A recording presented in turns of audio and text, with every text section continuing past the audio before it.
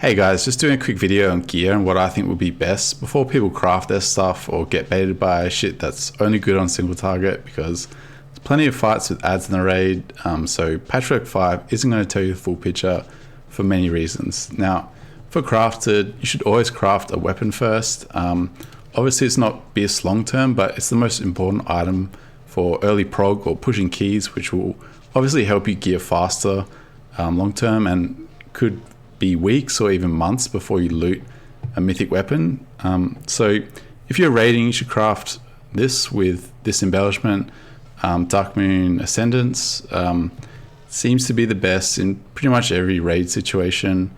There are a bunch of other good Dark Moon embellishments, but yeah, this one's consistently the best, I think. It does require ramp up, so if there's shorter fights or you're heroic or normal gamer where fights are shorter, I did check for these and it seems like this is still a lock. So a lot of the other embellishment options have a ramp up time anyway as well. So yeah, pretty safe. 100% this for mythic raiding and probably raiding in general. Now obviously in Mythic Plus you're going to dip out of combat, so this time in combat ramping effect it's not going to be as good. And keep in mind, dungeon slash sims, you don't drop combat for long enough, so you probably won't lose this buff if you're simming dungeon slice. So Vivacity, Dark Moon Vivacity, I think is what you should prioritize if you're a Mythic Plus gamer. But if you do raid and Mythic Plus, just get this first for prog, and worry about this later. You can always craft a second weapon at some point if you don't loot a mythic weapon. So next up, your second craft, you should get this Dawn Thread lining. It's probably the best all-rounder.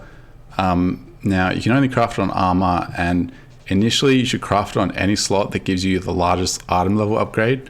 However, if you're looking for long-term sort of BIS, craft it in either the wrist or the cloak, because once again, crafted is 3 item levels below mythic, so you want it on the lower budget pieces.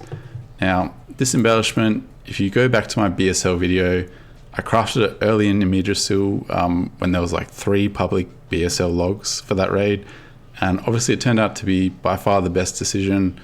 Once again, this is going to be better than Sim suggests, because for the same reasons I outlined in my Season 3 crafting video, at the start of the fight, everyone is healthy, your heals aren't behind, you're popping your CDs on pull, and you get a very high uptime of these effects inside of your CDs, which is where you do the most damage. Plus you have things like Nature's Vigil helping you out, and again, as a feral druid, you can regrowth yourself to stay above the threshold for like simple kind of rot damage.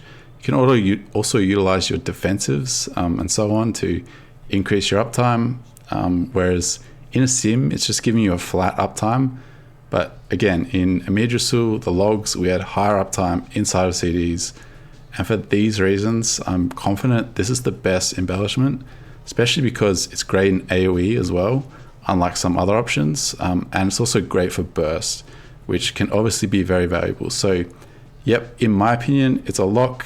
Some might disagree, but this is what I would recommend second. And once you loot a mythic weapon, you can replace this with a second one of these.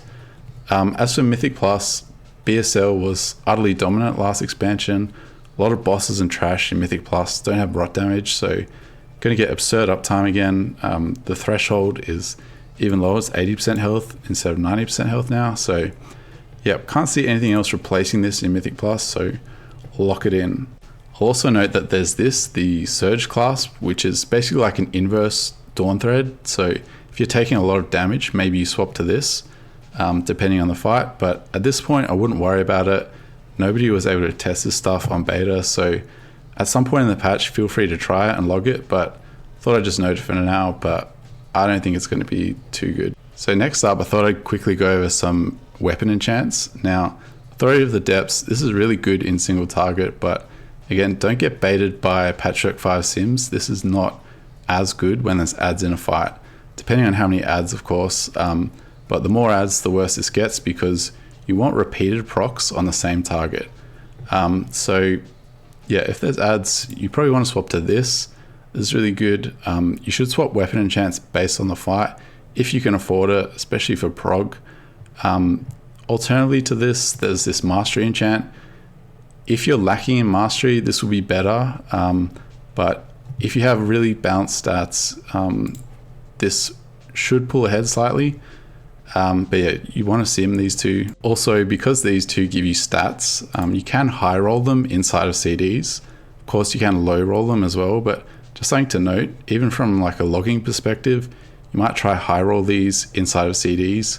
Again, especially if there's AoE or adds in a fight. Now, lastly, don't want to talk too much about trinkets, but for Mythic Plus farming, you should try to get this week 1 from Grim Batol.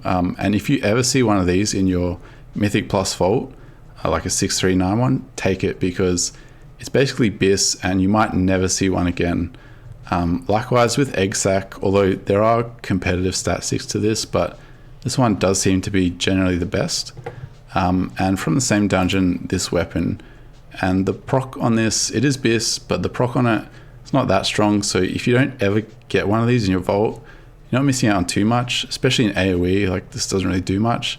But again, if you see this, it's BIS, it might be your only chance to get it, so grab it.